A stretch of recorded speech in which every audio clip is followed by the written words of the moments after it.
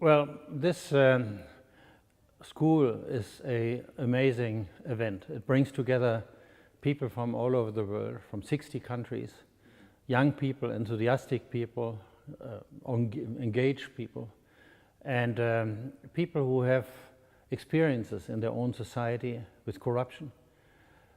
And this is therefore a fantastic opportunity to learn from each other, for them to learn from each other, but also to learn from what is being done by Transparency International globally.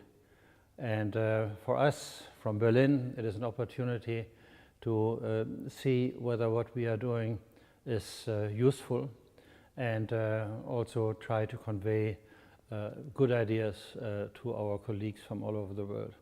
So the idea to meet regularly here, which has been started 5 years ago, is amazing, and it is to the credit of the people who have started this and who are carrying this out since 5 years, that we have this fantastic forum for fighting corruption.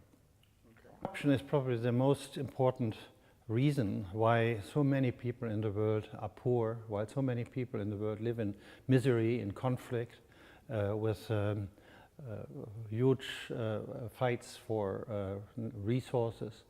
Therefore, if you fight corruption, you help to improve the lives of many, many people. It also brings stability to the rich people in the world. It brings predictability and accountability into a situation where very often the powerful exploit the poor and the weak. And therefore corruption is like a millstone around the neck of everybody. And if we can control this, if we can raise this, if we can lift this, this is a fantastic benefit to everybody in the world. If you want to fight corruption, it depends very much on the type of corruption you would like to deal with, whether it's grand corruption, which perverts the macroeconomic decision making in a country, or whether it's petty corruption, which very often is even more painful for the poor, because it doesn't allow people to get into hospitals, it doesn't allow children to go into schools, it creates an incentive for policemen, for instance, to harass people on the street.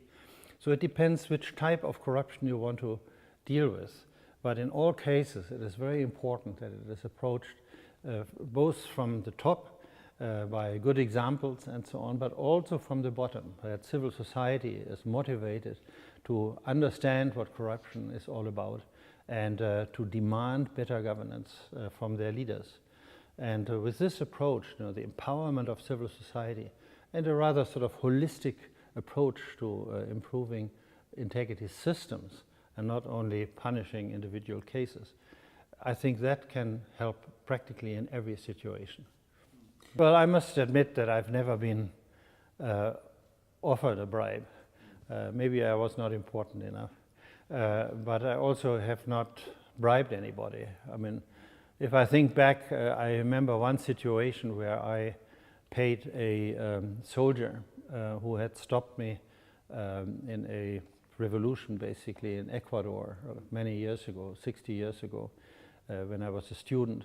He stopped me because the taxi driver with whom I was going to the port to go into a ship to travel, he had broken through a military roadblock.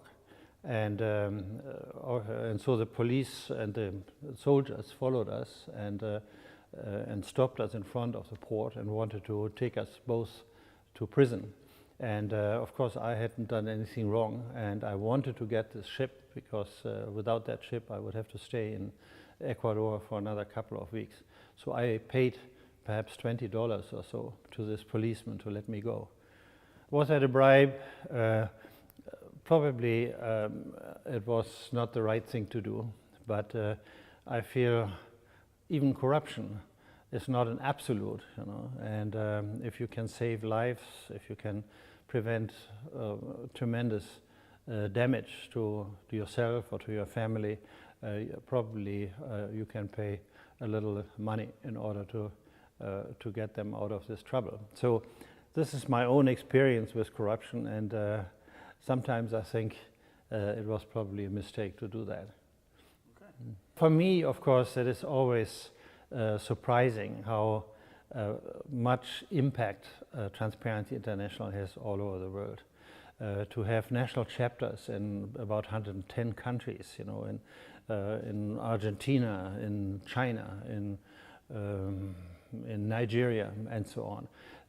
But then when you come to a place like Lithuania, and you find there people from 60 countries meeting together in order to strengthen the tools of the fight against corruption, it is overwhelming. It is very exciting. And if the president of the country comes in to give a very empowering speech in the beginning, a very appreciative speech, and also one in which he seems to recognize very well that fighting corruption, even in Lithuania, is one of the highest priorities.